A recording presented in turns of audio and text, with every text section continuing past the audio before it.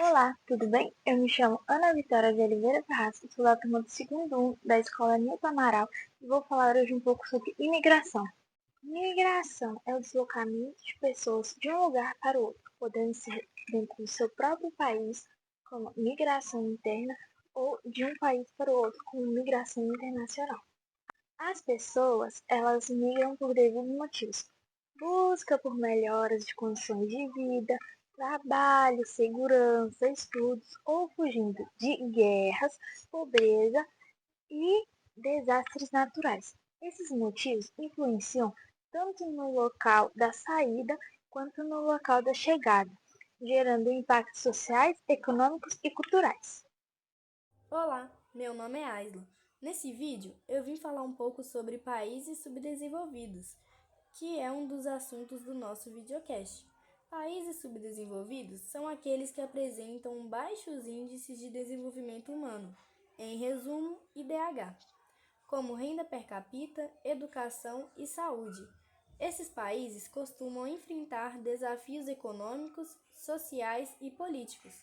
Temos três exemplos de países subdesenvolvidos, como o Brasil.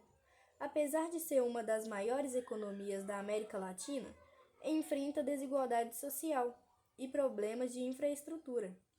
Regiões como o Nordeste têm altos índices de pobreza.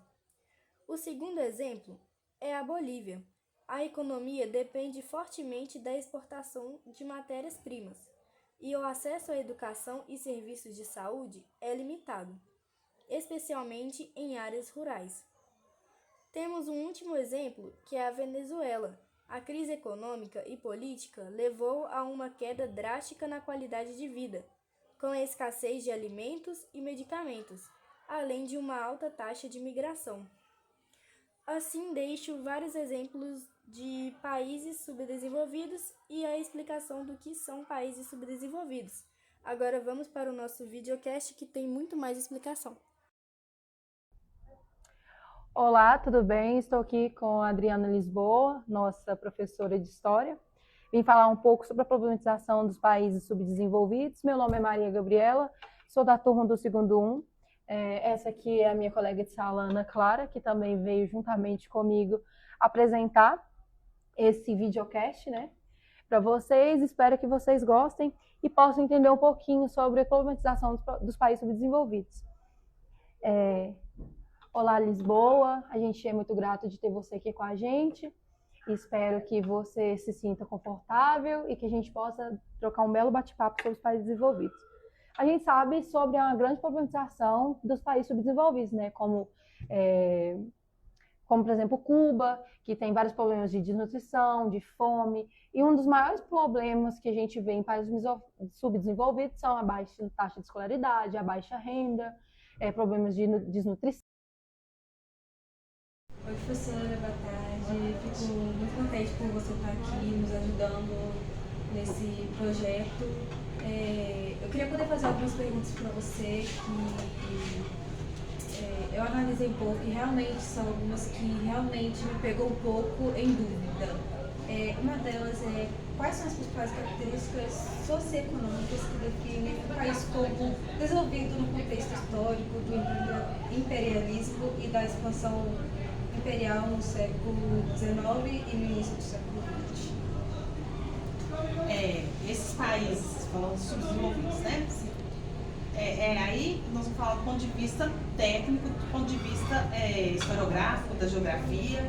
São países que estão abaixo do PIB, são países que não, vamos falar de políticas públicas, né? Eles não têm acesso a políticas públicas de saúde, de educação de qualidade. Então, esses países que estão assim, abaixo da linha da pobreza e que não consegue avançar, que não consegue se estruturar enquanto governo para que essas coisas se avancem, para que tenha melhoria de qualidade de vida desses países. E são muitos países que estão nessa condição.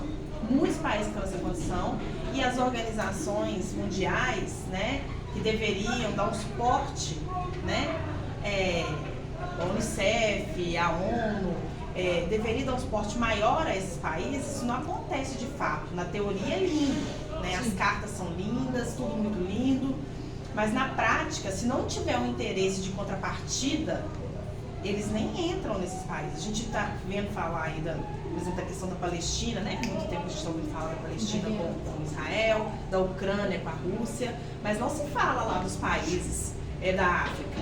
Né? Tá falando agora da Nigéria porque está tendo uma perseguição contra cristãos que está aparecendo mais na mídia. Mas não se falava da Nigéria. A Nigéria está matando gente há muito tempo. Né? E agora, porque está aparecendo na mídia a morte de cristãos, aí a Nigéria saiu na mídia. Né? Eu acho então, isso até um pouco comovente, desculpa te cortar, mas, por exemplo, eu sou cristã, eu congrego na Igreja de Casa de Oração, Palavra da Vida, com o apóstolo Edson, e ontem teve uma pregação justamente falando sobre isso, que é comovente, é algo assim triste, mas a gente mesmo não valoriza o que a gente mesmo tem, porque, por exemplo, a gente fica comovido com as pessoas da Nigéria, porque tá aparecendo agora na mídia, mas igual você falou, faz muito tempo, tem muito tempo. Mas por que a gente se comove? Aí a gente se comove lá, mas aí quando a gente tem a oportunidade de ler a Bíblia aqui, ou de fazer uma oração aqui, a gente mesmo não faz, porque a gente tá dando ibope pra mídia, e daqui a pouco, quando isso sair da mídia, as pessoas simplesmente esquecem. Então tá tendo, tem conflitos no Iêmen, tem conflitos na Nigéria, naquela região do Sudão, tem conflitos que estão acontecendo há muitos anos, as pessoas estão se matando lá, os governos autoritários estão matando, são países de alto nível de subdesenvolvimento e não tem nenhuma intervenção humanitária eficaz para tentar resolver esses problemas, não tem. Então, é uma hipocrisia, por exemplo, estão matando pessoas lá, né? É óbvio que os cristãos, agora está aparecendo os cristãos, mas é óbvio que os cristãos vão ser a minoria lá, porque a maioria lá são muçulmanos. Então, são muçulmanos que estão morrendo. Né? E quem está matando é uma linha extremista da religião, misturado com a política, com a economia e tudo. Então, está tendo vários conflitos e o mundo vira as costas, porque economicamente não é interesse econômico tentar levantar essas pautas. Mas por que se levanta a pauta de Israel e Palestina? Porque ali tem uma questão econômica, tem questão de petróleo, tem outras questões, né? A mesma coisa a Ucrânia com a Rússia. A Rússia tem questões econômicas e a Ucrânia também. Então, assim, esses países subdesenvolvidos, eles tendem a continuar nessa condição social, porque não tem nenhum projeto eficaz de uma ajuda humanitária que venha resolver o problema desse povo. Sim, e acaba que esses problemas dos países bem mais desenvolvidos acaba tirando uma atenção que teria que ser voltada para aqueles países baixos, como Haiti, dentre outros. E voltando um pouco sobre a questão da Nigéria, sobre os cristãos e tal, eu acho que não estaria passando em mídia, em jornais, em questão disso. Eu acho que teria que ser mais voltado para os países subdesenvolvidos. Então, esses conflitos lá da África, desses países que são apagados, né? Lisboa, de acordo com o que a gente estava falando sobre a baixa taxa de natalidade, eu queria te perguntar o seguinte, você que é professora de história, você acha que a exploração europeia fez isso avançar? Como o passado colonial ajuda a explicar esses problemas atuais no país? No caso do Brasil? Sim. No geral? Eu acho que não falo assim no caso geral, porque eu estava lendo uma matéria há um tempinho atrás, a matéria, se não me engano era no Brasil Escola, e eu estava vendo lá que um pouquinho da exploração europeia fez com que acontecesse essas coisas se eu não me engano foi no Brasil mesmo. Mas você pode falar no contexto geral. Aí você está falando no sentido que contribuiu para as ondas de imigração? Sim, como as marcas da colonização, como a escravidão e a concentração de terras ainda influenciam as desigualdades sociais. Sim. No Brasil, principalmente. Tá. Aí, totalmente. A questão agrária no Brasil é uma coisa que nunca foi resolvida, né? E isso aí é uma raiz que foi deixada para a gente desde o período da colonização. Não sei se vocês lembram, lá no 7º ano, primeiro ano também, deixa eu ver, vocês estudaram a matéria lá das capitanias hereditárias, né? Eles dividiram o Brasil em lotes de terra, lotes gigantescos, e entregou para 15 camaradas. Então, assim, já começa daí a questão agrária no Brasil, já começa daí as desigualdades. E depois veio as leis de terra, tudo concentrando muita terra nas mãos de poucos. Isso aí, com o passar do tempo, gerou o problema que a gente tem, que é o problema fundiário, que praticamente que é um problema muito complexo para se tratar. Mesmo que a gente fala de reforma agrária, daí é coisas muito complexas. E isso tudo aí gera desigualdade. Imagina que vocês, né, e eu também, vocês moram numa fazenda? A gente mora num espaço compactado, né? Enquanto a gente mora no espaço compactado, para dividir o espaço com a mãe, com o pai, com o filho, com o cachorro, tem pessoas que moram em lugares gigantescos. Sim. Né? Então isso aí é o reflexo dessa desigualdade que foi criada por essa questão agrária, essa questão colonialista. Isso tudo aí impacta problemas sociais muito complexos que a gente ainda não conseguiu resolver e não sabemos quando vamos resolver, porque a gente também não tem uma vontade política para resolver. Mas também a gente pode deixar de olhar também um pouquinho da melhora que o nosso país teve, né? Saindo de um subdesenvolvido para um emergente. Nosso país hoje é emergente. Claro que a gente poderia crescer muito mais na agricultura, na pecuária, porque a gente tem por exemplo, os Estados Unidos depende da gente para exportação de produtos de laranja, carne, vem tudo daqui. E eu penso assim, agora falando por mim, que se o Brasil pensasse mais, em vez de exportação para fora, e mais em nós, a nossa economia e o nosso país estaria de um jeito melhor, porque a gente tem muito potencial para crescer no agro. A gente é muito forte no agro. E muitas das vezes o que a gente precisa é de um incentivo do poder público, de estar vendo essas coisas aí. Não sei se você compartilha dessa mesma ideia. Compartilho em partes, né? Porque eu acho que nós, enquanto país, estamos avançando em muitas questões aí em relação à economia. Sim. Né? E a questão do agro é uma questão complexa também, né? Que tem as divergências, tem a questão do agro, mas tem a questão desse agro predatório que tem trabalhado também numa linha antiambiental, numa linha totalmente contrária daquilo que é sustentável. Então a gente tem que ter essas reflexões críticas a respeito disso. Mas a gente tem caminhado no sentido de uma evolução. O Brasil ele consegue fazer mediação com vários países, ele não é uma carta única, ele não é mais submisso ao imperialismo americano como foi há muitos anos. Então ele consegue negociar com vários países diferentes aí. E isso é bom para a economia do país, né? Mas a gente ainda tem muitos problemas internos para resolver. Sociais, né? O que impede o Brasil de crescer em uma taxa maior, principalmente no IDH, são as questões sociais, né? Talvez o saneamento básico, essas coisas do tipo. Eu queria te perguntar se você acha que os países desenvolvidos são os que mais recebem imigrantes ou não. Aí é assim, a gente tem que pensar sobre qual perspectiva.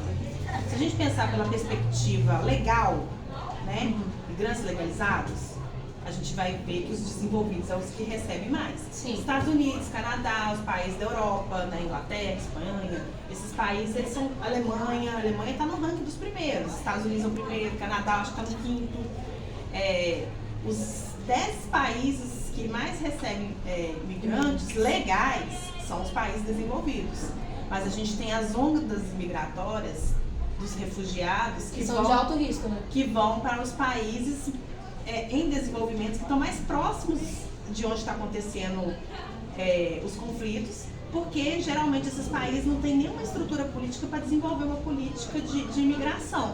Então, por não ter leis muito rígidas, eles acabam indo para esses países. Então, em termos de conflitos, vamos lá, os países que estão em guerra, países que estão em guerra civil, questão religiosa, eles tendem a ir para os países vizinhos para resolver o BO rápido ali. Então a Turquia recebe muitos migrantes da região, alguns países do Oriente Médio.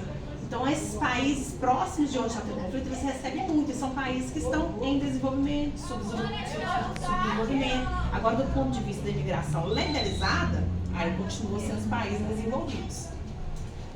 No caso, os Estados Unidos é o que mais recebe. E se for contar toda a mão de obra mundial, a gente tem aí cerca de uns 7, 8% da mão de obra de imigrantes dos países. Né? Então, o mundo todo está sofrendo ondas migratórias para lá e para cá por motivos A ou B, seja econômicos, seja perseguições, seja questões religiosas, questões de guerras civis, né? Que é o que mais acontece nesses países que eu falei, igual na região do Oriente, na região da África. Sim. E aí é isso, eu penso assim, que não existe um interesse de que esses países saiam desses países desenvolvidos, dessa condição de subdesenvolvidos. Da mesma forma que nós, enquanto país emergente, vocês acham mesmo que o Brasil é um país emergente? Que a China é um país emergente?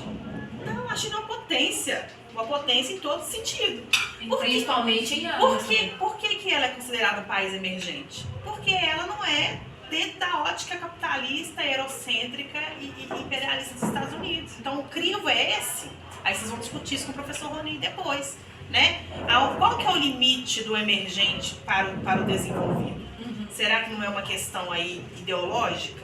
Porque eu olho assim para a China... padrões, né, estabilizados pelos... Padrões capitalistas, né? Como a China tem regimes políticos que se dizem socialista, comunista, que a gente vai ver também...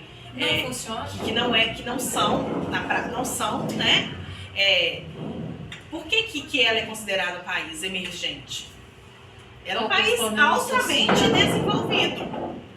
desenvolvido. E a China cresceu justamente por focar até mesmo no tema da educação, né? Eles investiram pesado no país e tiveram esse retorno para o país.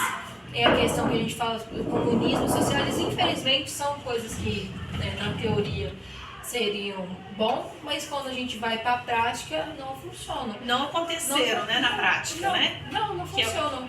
Que é o caso da China, exporta para todo lado, domina a economia para várias regiões do mundo. Sim, e é considerado um país emergente. Mas os que vêm para outros países vêm justamente de lá. Mas de onde que sai esse crivo do emergente e do desenvolvido? E até que ponto o desenvolvido quer que o subdesenvolvido saia do desenvolvido? Porque para mim, assim, a pessoa é socialista e comunista, né? Até o momento, por exemplo, muita gente que fala que é socialista, comunista, que não apoia capitalista, quando cai o salário na conta, é relógio caro, tênis caro, e nunca pensa no que o próximo tiver. Aí quando vai nesses debates, a maioria fala que tem uns que realmente seguem, realmente gostam de distribuir tudo igualmente, mas tem outros que é só da boca pra fora, nunca funcionou. Porque se a gente fosse olhar assim, todo mundo quer o lucro, todo mundo quer...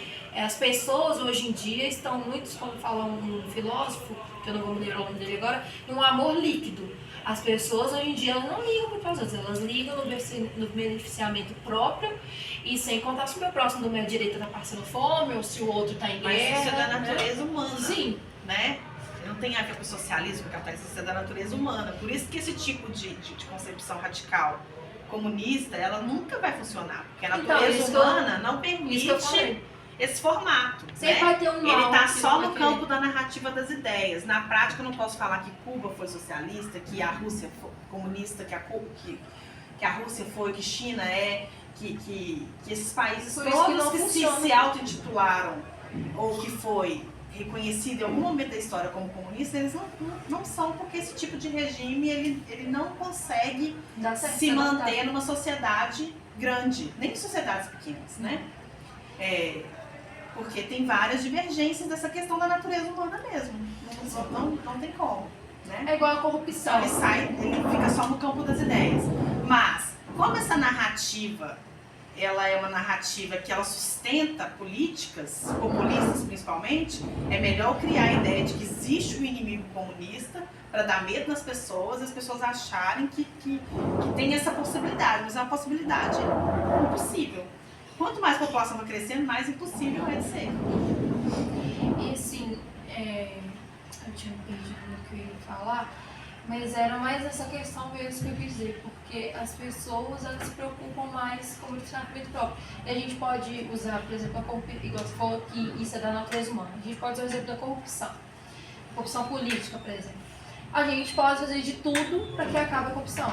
Mas sempre vai ter uma pessoa de uma natureza ruim, de um caráter ruim, que ela vai querer corromper. E assim acaba que a gente pode diminuir a corrupção, mas acabar, eu acho, assim, não vou falar impossível, porque com a minha fé eu acho que se Deus consegue fazer isso, mas igual, não depende só de Deus, depende da gente também. Porque a gente foi, Deus dá esse livre-arbítrio para que a gente possa governar as coisas. Deus deu para que o homem domine o homem e o homem jogou isso fora. O homem joga isso fora. Então, na maioria das vezes, a gente mesmo causa os problemas, igual os problemas do mundo, vamos colocar ambientais. A maioria dos problemas foram nós mesmos que causamos. O desmatamento, a poluição dos rios, que causou a poluição das águas e causou a perda da biodiversidade marinha. Então, isso tem muito a ver com o que você falou mesmo sobre a natureza humana. Mas, assim, no meu ver, são sistemas que nunca vão funcionar. Comunismo e socialismo são sistemas, para mim, que nunca vão funcionar. Nunca. Para mim, é fora de cogitação eles funcionarem na nossa sociedade, igual você falou, seja ela pequena, seja ela grande, média, ou do tamanho que for. Porque as pessoas não estão dispostas a fazer ela funcionar. Então, o ideal, né, é ter essas economias mistas, igual o Brasil tem. O Brasil tem parte que é uma economia que é estatal, que é uma característica socialista, e parte capitalista. É o que dá o mínimo aí de bem-estar social para a população e que ainda não dá. Né? E se a gente for olhar os problemas de corrupção, né, no caso do Brasil, o Brasil é para ser top de linha em tudo. Né? Porque ele é referência, saúde, as vacinas, na pesquisa de vacina, ele tem muitas referências. Óbvio que não é comparado com os países, SUS, né? os países do primeiro mundo, mas o SUS tem pessoas de todo mundo para aprender sobre esse modelo tão revolucionário que é o SUS, a Previdência do Brasil. Nosso problema, por exemplo, a educação nossa é péssima, está num dos piores ramos, mas a gente tem coisas que avançam E tem coisas que não dão certo de jeito nenhum por conta da questão da corrupção, que acontece também em outros países. Poderiam avançar bastante. Sim. Então essa coisa do emergente, tem que ser discutida no campo ideológico. Por que alguns países que já estão numa linha bem avançada ainda são considerados emergentes? No caso da China, por exemplo. Os países subdesenvolvidos, por mais que eles avancem um pouco, não avançaram tanto que não tem uma estrutura Sim. política, social, mas que possam que pode avançar. Em Lisboa, eu acho assim, interessante, tem muitas pessoas que falam que os países subdesenvolvidos, eles praticamente sustentam os desenvolvidos. Em parte, sim, isso é E uma mão de verdade, obra, né? Sim. Mão de obra Em barata. parte, Né? Porque a gente pode olhar o Brasil e os Estados Unidos, igual a gente estava falando do agro, o suco de laranja lá que, se não me engano, agora foi taxado, né? Por causa desse probleminha que o Trump teve aí. Mas, no mais, eu acho que os países, em parte, subdesenvolvidos, sustentam sim mão de obra. Porque se não houvesse os subdesenvolvidos, como, por exemplo, igual eu falei, Brasil e Estados Unidos, o Brasil não exportasse isso para os Estados Unidos, sendo que a gente é um dos maiores agrários, né, que tem, um dos países agrários que tem, como ficaria essa situação dos Estados Unidos? Mas aí tem os países que estão lá na linha da miséria que esses países países desenvolvidos não fazem nada para estar tentando ajudar. Por mais que eles gostam de comer a humanitária. salsicha deles no churrasco, né? Então tem um grande abismo aí, né? Sim. Mas no mais é isso. A gente vai encerrar o nosso podcast, o nosso videocast, perdão. Eu queria mais uma vez agradecer a sua presença. Eu agradeço pelo convite. Desculpa por qualquer coisa. Foi muito bom estar aqui com esse momento com você, com toda a sua sabedoria, com o seu estudo, né? Que você estuda dividindo opiniões, né, entre nós. Nós como alunos, por exemplo, eu que já estudei com você, não só, se não me engano, esse ano você não esteve com a gente, mas estudei com você uns 3 anos atrás, em outras séries. E é muito bom ter você como nossa professora. Naquele projeto que a gente também foi pro assentamento, a gente viu várias coisas sobre agricultura. E no mais é isso, a gente agradecer a sua presença. Espero que você tenha gostado de estar aqui com a gente. Gostei. E é isso, obrigada, pessoal. Obrigada, pessoal. Gente. Bom dia, Silvana. Bom dia. A gente vai começar a fazer as perguntas do podcast. Quem vai começar primeiro é o Jonathan com as perguntas e a gente vai falar em cima do que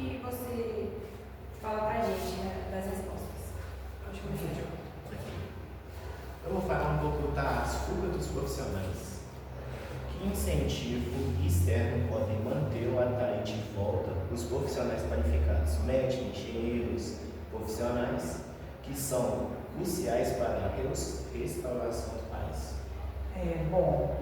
O Haiti, né, como é o tema, né, do trabalho, ele é um país extremamente pobre, né, com uma desigualdade social extremamente grande, e com isso, né, após o terremoto de 2010 e também o terremoto de 2021, é um país que passa por grandes problemas sociais. E então a causa da saída dessas pessoas é por causa das instabilidades políticas que aconteceram após, né, principalmente após o terremoto, que matou milhares de pessoas. O governo haitiano deveria fazer trabalhos para levar essas pessoas de volta. Como? Ele deveria criar uma estabilidade política. Como? Com eleições. Mas como fazer essas eleições democráticas? Né? Isso aí você precisaria de ajuda externa. Né? Alguns países poderiam ajudar que o Haiti fizesse essas eleições de forma democrática, as pessoas tivessem acesso a eleger e não houvesse tantos golpes de Estado como aconteceram, ditaduras que aconteceram no país, para que se voltasse a estabilidade. Porque é preciso também, além dessa questão dessa unidade, né, democrática de eleições, é preciso que haja segurança. Então, para haver segurança, você precisa que a polícia, né, funcione, é preciso que os hospitais para tratar dessas pessoas, é preciso ter escolas e o país precisa dar condições para que essas pessoas retomem o Haiti. É preciso dar a essas famílias condições de ter assistência médica quando voltarem, assistência psicológica. É preciso que os governos de fora apoiem o Haiti, exemplo de estudar essas pessoas que estão no Haiti, levar essas pessoas para fora, estudá-las, ou pessoas que já estão fora, e dar benefícios para que elas consigam voltar. É preciso formar parcerias com universidades fora do Haiti, porque o Haiti realmente é um país que não tem nenhum tipo de estrutura. Uma estrutura para essas coisas acontecerem. Sim. Você pega as pessoas que estão lá, têm condições, forma essas pessoas fora com a condição de que elas voltem para o Haiti. É uma forma de você, e aí o governo haitiano tem que dar a essas pessoas as condições que elas permaneçam no país. É isso, basicamente. Né? Seria uma das formas de você fazer isso. Você acha que a corrupção no país atrapalha nesse conceito? Com certeza. A corrupção é um problema extremamente grave, não só no Haiti, como no mundo todo. Todo o país há uma grande corrupção. É difícil você manter estabilidade social e econômica. O Haiti é um país que sofreu desde a sua formação e organização, desde que os portugueses, os espanhóis chegaram lá. Né? Você depois vai passar por um período de presença americana dentro do Haiti. Posteriormente, ele vai tentar ter, né, eleições, mas vai passar por muitas ditaduras, muitos golpes. E com isso, a corrupção é extremamente grande, porque você não consegue manter a estabilidade política. É um lugar que tem muita corrupção, né? Muita corrupção, muito país extremamente, sofreu diversos golpes, como eu falei, ditadura extremamente grande. E com isso, junto vem o terremoto, que piora toda a situação do Haiti. Então, uma coisa que mexeu bastante, né, com eles. Sim, porque morreram milhares de pessoas. E essas pessoas que morreram nesses lugares perderam emprego, perderam famílias, perderam escola, porque várias escolas, hospitais foram destruídos. É aí que entra, né, a ONU para ajudar, e a presença do Brasil dentro, né, do Haiti, e talvez, né, nesse contexto é que os haitianos vão migrar para o Brasil, né, por causa dessa, né, uma das causas dessa presença brasileira no território haitiano. Você acha que se entrasse no governo sem corrupção, tinha atualmente esse questão? conseguia restaurar. Sem voltar essas comunidades. Bom, na verdade, o Haiti ele teve bem poucos momentos de uma estabilidade governamental. Então, por isso que tem esses grandes problemas, esses golpes e essas ditaduras. Porque tem muita coisa lá, né? Os desastres que aconteceram, as gangues também, que não ajudam muito. As gangues que vieram depois do terremoto. E com isso, eu já vou te fazer a pergunta para a gente debater sobre. Com a combinação da violência das gangues e dos desastres naturais, torna a imigração uma questão de sobrevivência para os haitianos. Sim. Eles vão em busca de uma vida melhor, de condições sociais Porque melhores. lá eles não vivem muito bem, né? No caso, com os desastres que estavam acontecendo. E com as gangues acabaram acontecendo muitas coisas e eles acabaram tendo que sair de Por lá exemplo, pela vida deles, né? No caso, não por luxo, mas sim por sobrevivência. sim, porque quando você trabalha, você tem um emprego, de repente uma desastre natural, que acaba com diversas instituições, entre escolas e também hospitais, as pessoas passaram muito onde trabalhar.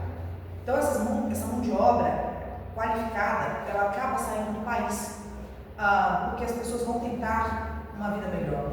Não só a mão de obra qualificada sai, mas como qualquer pessoa que queira ter uma vida melhor, sai do país. Quando essa mão de obra qualificada também sai, o país piora. Porque você perde professores, você perde médicos, você perde uma estrutura organizacional toda. E é muito difícil de frenar. Sim, por isso que a gente voltaria àquela primeira questão que a gente estava debatendo a princípio, que é como fazer essas pessoas retornarem, que é os investimentos que deveria fazer no país em eleições democráticas para que se crie uma ideia de que o país está realmente melhorando, que os países estrangeiros ajudem esse Haiti, né, nesses processos, né, de incentivar quem está lá a estudar fora e voltar para o país, ou quem já está fora retornar ao país. Mas, voltando ao assunto de câncer, você acha que ela se matou muita gente? As cânceres? Sim, né, as pessoas vivem numa situação muito grande de violência. Lá é bem violento. A violência dessas gangues e que estão se instalando dentro do governo também, muito realmente. Mas isso É foi porque o governo permitiu, né, no caso, as gangues lá. Na verdade, você acaba que o governo sempre bater casca. Por ser maior, né? A miséria do Haiti é muito grande. Então, E com isso acaba tendo a imigração, né? Os imigrantes não por causa de luxo, mas sim por ter uma condição de vida às vezes um pouco melhor, sem violência ou algum tipo. eles migram exatamente em busca de uma vida melhor. Por isso a imigração, principalmente após o terremoto de 2010. É lá que você vai ter a grande migração, principalmente no território brasileiro. Nós temos uma migração haitiana muito grande. E a princípio, nesse momento, a migração que acontece no Brasil, ela é feita ilegalmente e de forma irregular, né? Isso até 2012. Em 2012, você já tem uma migração regular, que é quando a Dilma ela vai autorizar, mas essa autorização que ela dá porque estava entrando muita gente de forma irregular. Então eles faziam um percurso com os coiotes, né? Muitos morreram por causa desse Sim, por causa dos coiotes, né? Não, os coiotes cobravam um preço muito alto. Às vezes largavam eles em meio de caminhos, às vezes havia estupros e violência.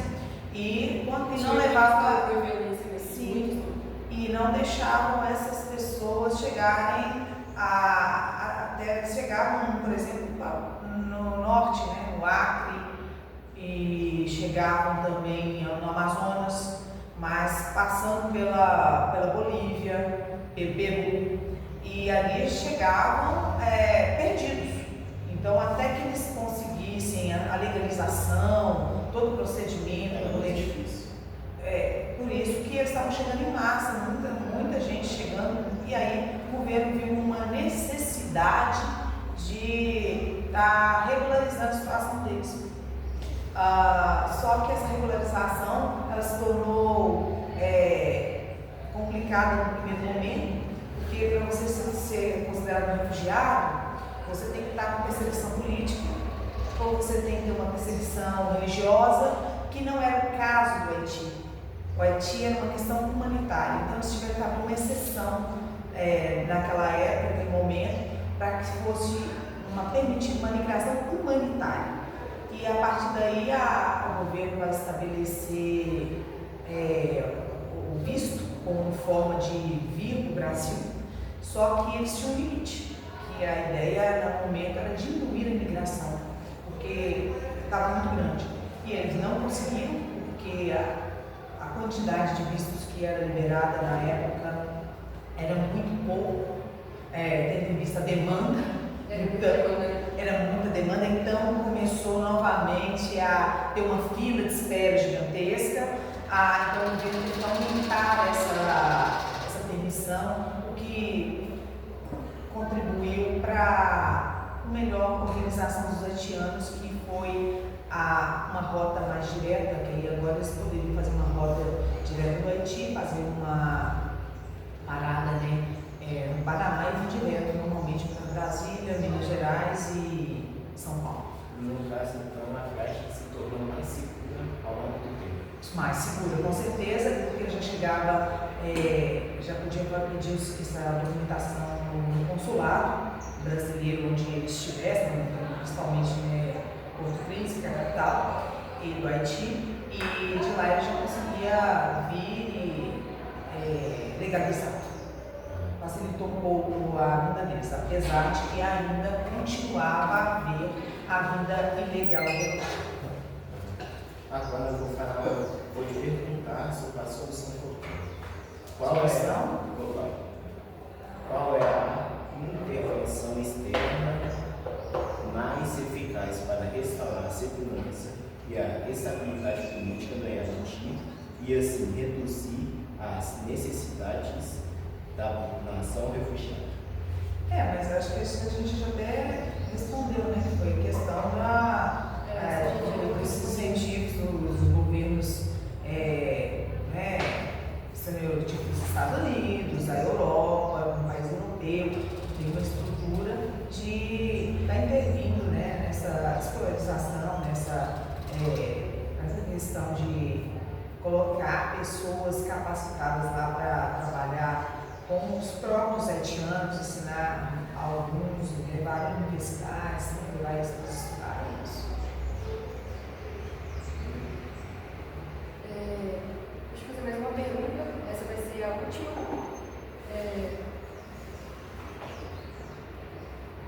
Qual é o impacto prático das deportações em massa sobre a segurança e a capacidade de acolhimento da já frágil infraestrutura interna do Haiti? Deixa eu ver se eu entendi. Você quer saber qual que é a solução para... eu não entendi a pergunta. Para o acolhimento, que já é frágil. Acolhimento aqui ou o acolhimento dos imigrantes no país que estão mudando? Isso. Os países, por exemplo, como o Brasil, o acolhimento desses imigrantes vai variar, de região para região.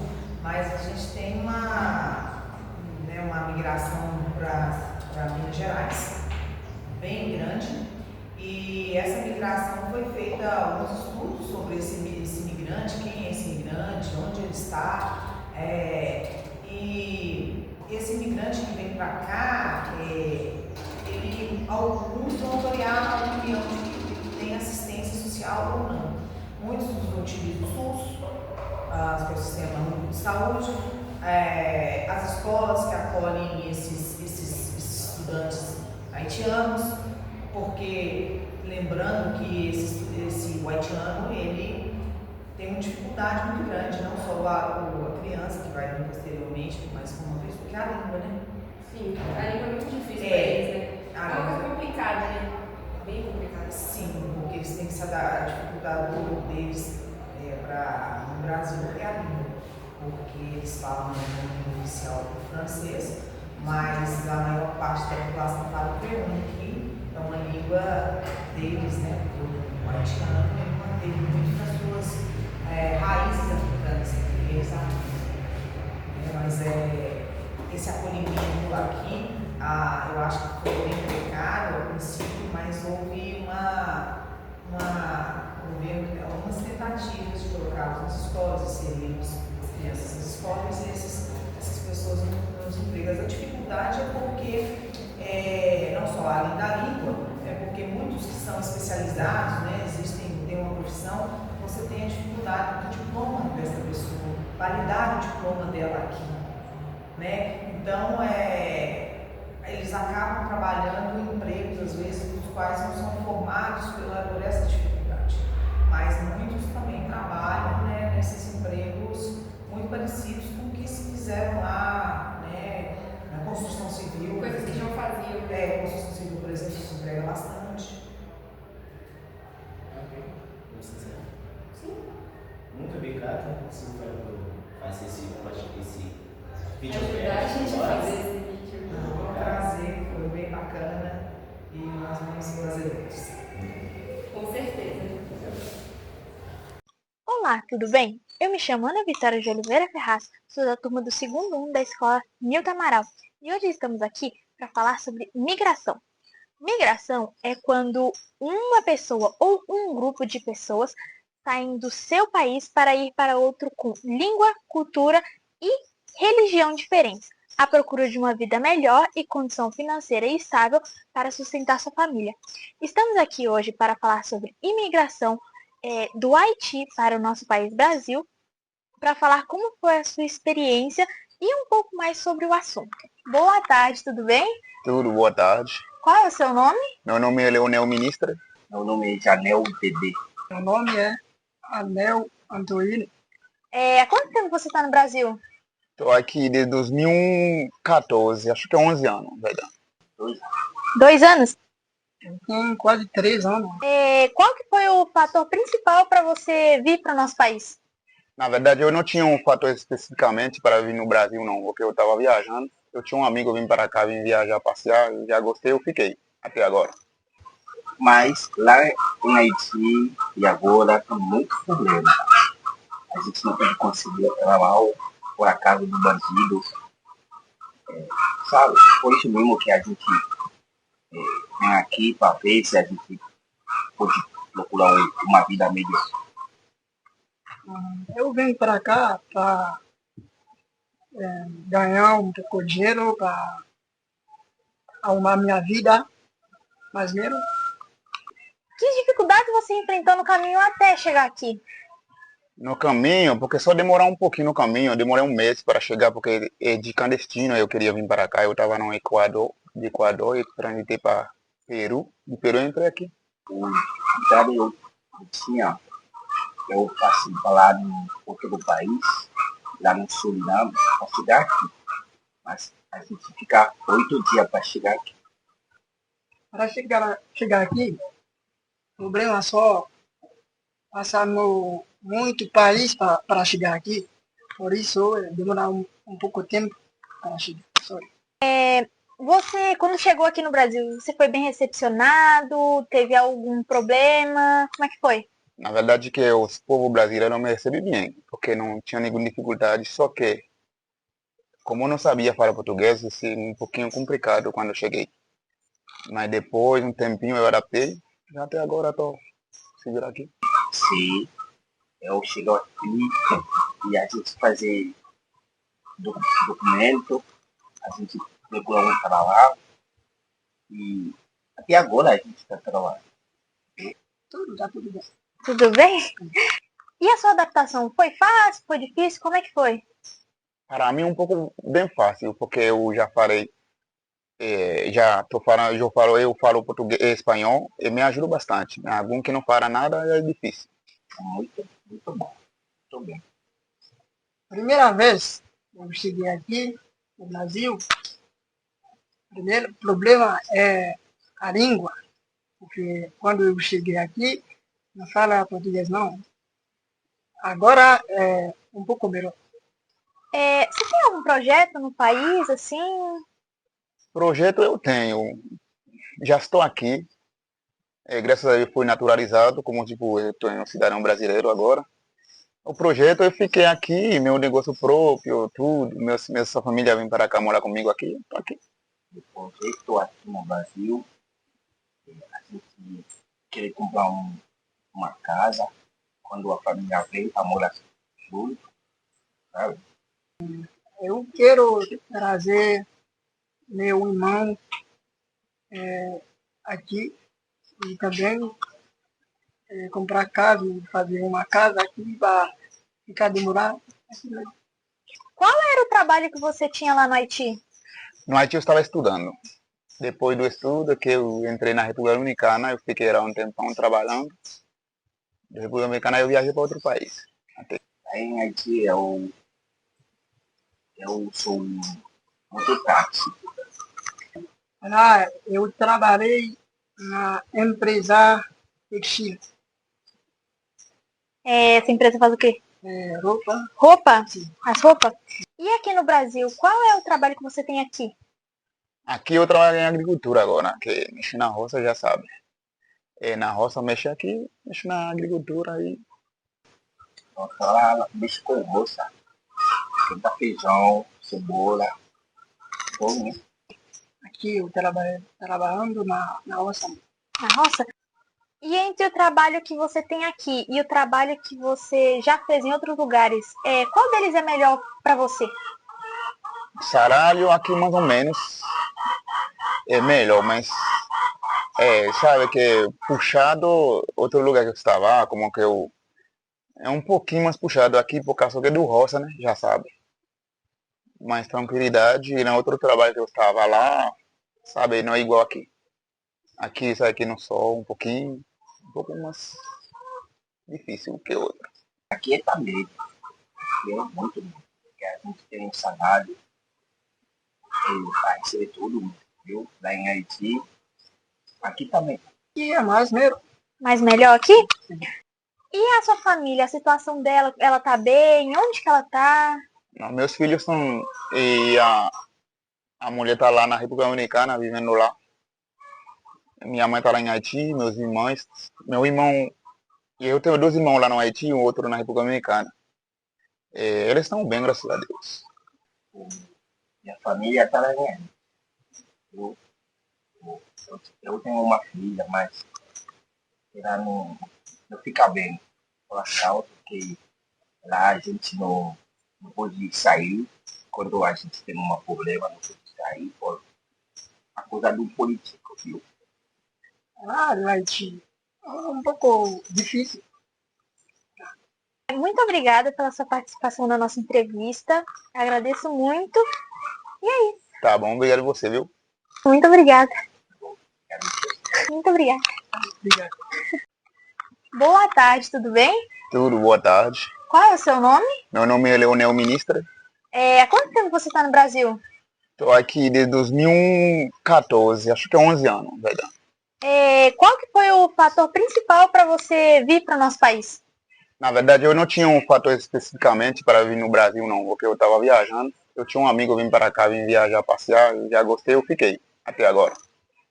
Que dificuldade você enfrentou no caminho até chegar aqui? No caminho, porque só demorar um pouquinho no caminho, eu demorei um mês para chegar, porque de clandestino eu queria vir para cá, eu estava no Equador, de Equador, e transitei para Peru, de Peru eu entrei aqui. Você, quando chegou aqui no Brasil, você foi bem recepcionado? Teve algum problema? Como é que foi? Na verdade que os povos brasileiros me receberam bem, porque não tinha nenhuma dificuldade, só que, como eu não sabia falar português, assim, um pouquinho complicado quando eu cheguei. Mas depois, um tempinho, eu adaptei, e até agora estou seguro aqui. E a sua adaptação? Foi fácil? Foi difícil? Como é que foi? Para mim, um pouco bem fácil, porque eu já falei Eu falo português e espanhol e me ajuda bastante. Algum que não fala nada é difícil. Você tem algum projeto no país, assim? Projeto eu tenho. Já estou aqui. Graças a Deus fui naturalizado, como tipo, eu estou um cidadão brasileiro agora. O projeto eu fiquei aqui, meu negócio próprio, tudo. Minha família vem para cá morar comigo aqui. Tô aqui. Qual era o trabalho que você tinha lá no Haiti? No Haiti eu estava estudando. Depois do estudo, que eu entrei na República Dominicana, eu fiquei lá um tempão trabalhando. Da República Dominicana eu viajei para outro país. Até aqui. E aqui no Brasil, qual é o trabalho que você tem aqui?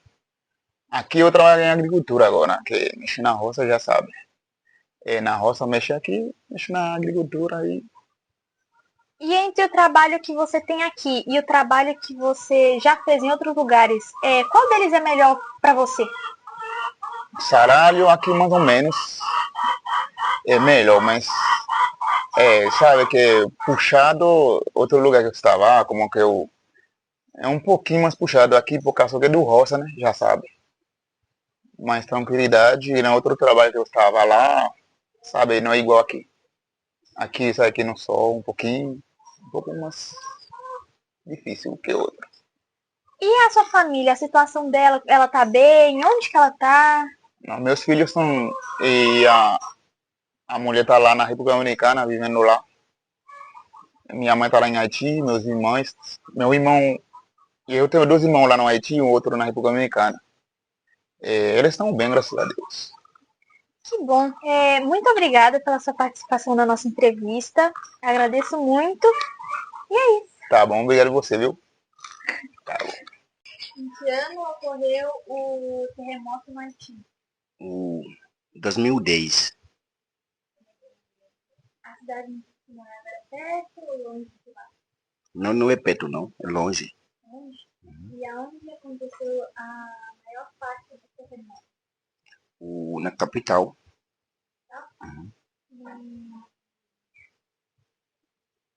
Houve muitas catástrofes lá com o terremoto, muita coisa destruída. O quê? Foi muita coisa destruída lá. Sim, muitas. Muitas pessoas morreram. Morrer muito. E a guerra, em que ano que ela começou? 2015. E ela tá até hoje lá? Até hoje.